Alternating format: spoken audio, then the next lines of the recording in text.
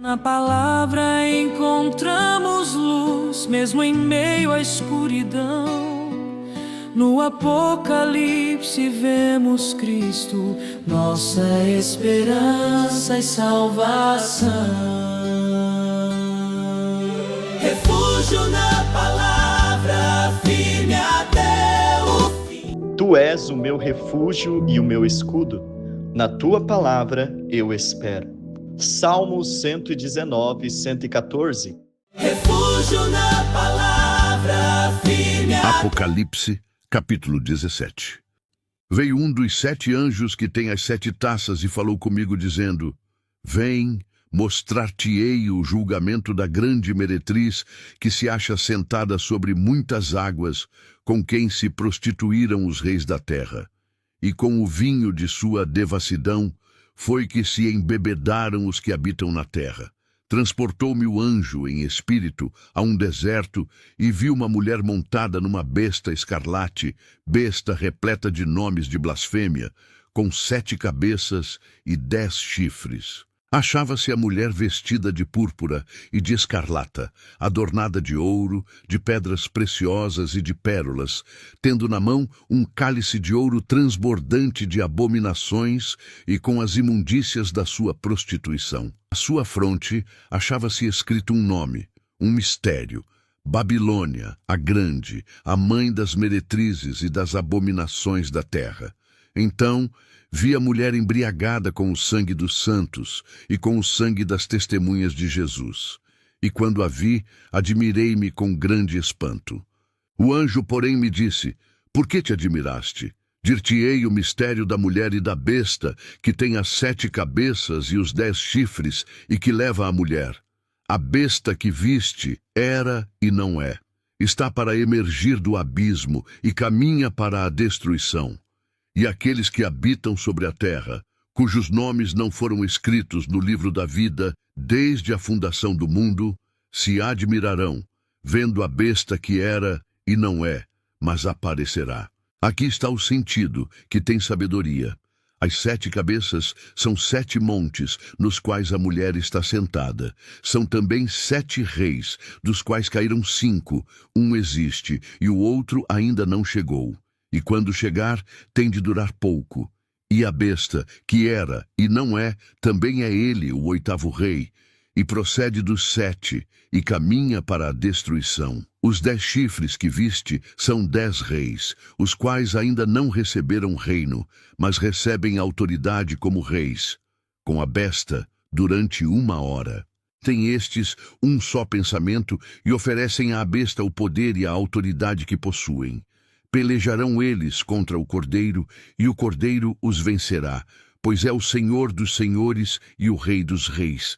Vencerão também os chamados, eleitos e fiéis que se acham com ele.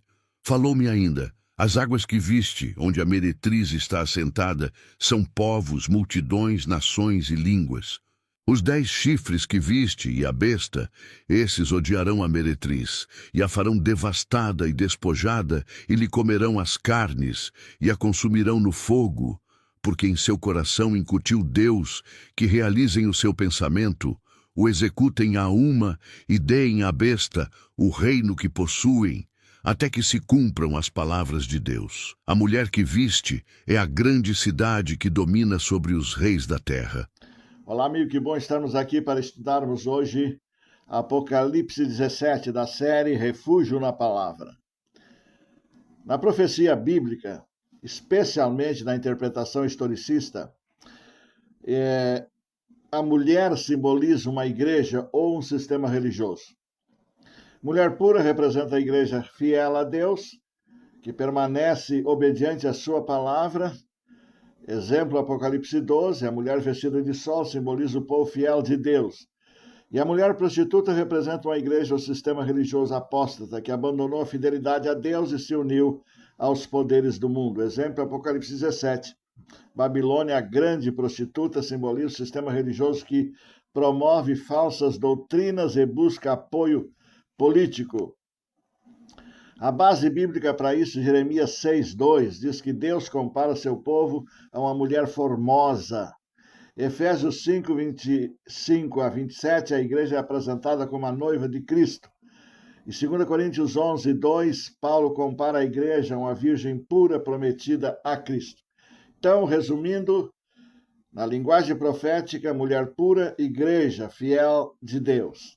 Mulher prostituta, igreja, um sistema religioso infiel, que se afastou da verdade e se uniu aos poderes do mundo, como é o caso do Apocalipse 17. Ali está tratando exatamente dessa mulher impura. Vamos passar alguns tópicos que nos interessam no estudo deste capítulo, né?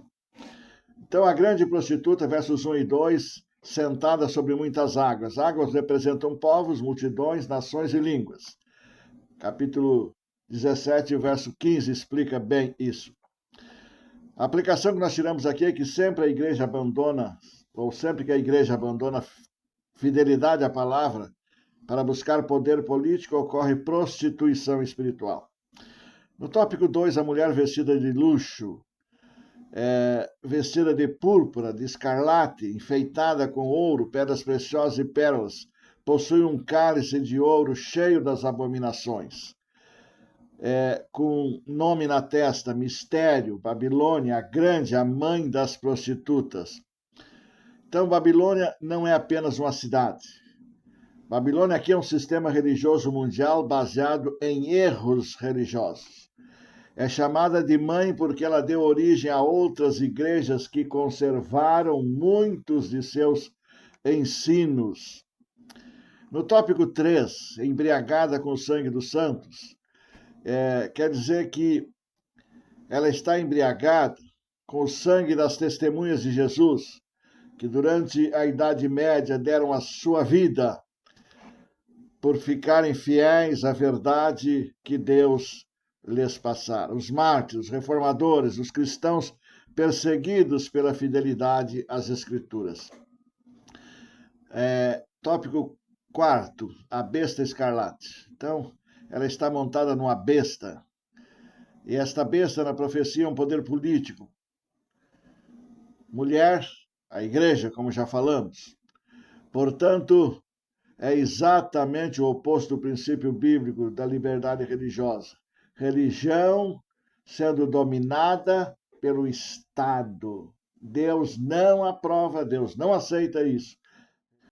Tópico 5. A besta era, não é e tornará a subir. Expressão enigmática.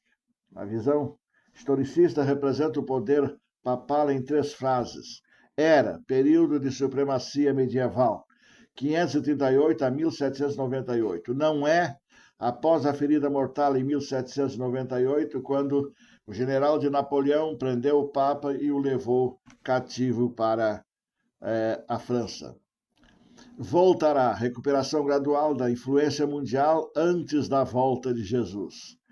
E nós podemos ver claramente a história mostrando o cumprimento de tudo isso. Tópico 6, os 7 montes. Existem 2 aplicações aqui, a literal e a simbólica. A literal é que esses montes, então, estão indicando a situação geográfica. Roma foi construída sobre 7 colinas. Na simbólica, representa sucessivos poderes e governos através da história ligados à oposição contra Deus. Os 7 reis, verso 10, a interpretação historicista mais comum é que representam grandes impérios que dominaram o povo de Deus. Exemplos frequentemente utilizados que esses impérios representam o Egito, a Síria, a Babilônia, a Medo-Persa, a Grécia, Roma pagã e Roma papal. A profecia mostra a continuidade histórica do conflito entre Cristo e Satanás. No tópico 8, os 10 chifres, versos 12 e 13, representa poderes políticos finais. Ainda não receberam o reino na época da visão. No tempo do fim, entregarão seu poder à besta, formarão aliança mundial e apoiarão a imposição de falsa adoração. E no tópico 9, guerra contra o Cordeiro. Capítulo 17, verso 14. Os poderes do mundo unem-se contra Cristo, mas o Cordeiro os vencerá. Que bênção, que maravilha. porque ele é o Rei dos Reis, ele é Senhor dos Senhores, e vencerão também os chamados, os escolhidos, os fiéis, os eleitos de Deus. Esta é uma das maiores promessas do capítulo. As muitas águas, verso 15, são claramente identificadas como povos, nações, multidões e línguas. Mostra o alcance mundial dessa Babilônia. No tópico 11, a queda da aliança mundial, versos 16 e 17. Momento surpreendente. Os mesmos reis que apoiavam Babilônia passam a odiá-la. Eles tiram sua riqueza, desnudam sua glória, a destroem, a queimam com fogo, e Deus usa essa ruptura para executar seu juízo sobre o sistema religioso apóstata. E o último tópico, o tópico 12, quem é a mulher? Verso 18. Ela representa a grande cidade que domina sobre os reis da terra. Na interpretação historicista, não se refere apenas à antiga Roma. Ela representa o sistema religioso de Babilônia espiritual, centralizado no papado e ampliado pela união das religiões apóstatas com os poderes civis no tempo do fim. Que impressionante! Lições espirituais. Deus condena a mistura entre religião e o poder político. A verdade nunca deve depender da força do Estado. A fidelidade à palavra vale mais do que a popularidade religiosa. O povo de Deus é chamado a permanecer separado da Babilônia. Toda falsa adoração será finalmente julgada. Cristo triunfará sobre todos os poderes da terra.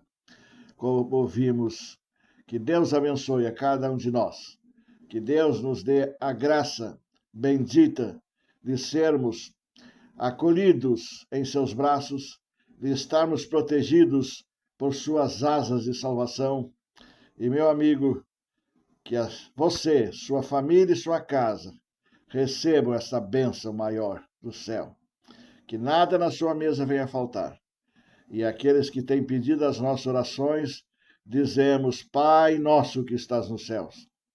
Olhe para cada um dos nossos amigos que estão acreditando, confiando e esperando, através da oração, resposta para seus problemas. Vivemos nesse grande conflito, vivemos em meio a essa luta entre o bem e o mal. Às vezes dói em saber que temos até apoiado algo que tu não apoia, e eu peço agora perdão por isso. Que o Espírito Santo abra a nossa mente, abra os nossos olhos, que o Espírito Santo nos ajude a compreender e a tomar decisões ao teu lado, para que quando o Rei dos Reis, o Senhor dos Senhores, receber a ordem de Deus o Pai para vir a este mundo buscar os seus, que lá estejamos todos unidos, salvos para sempre, em nome de Jesus. Amém.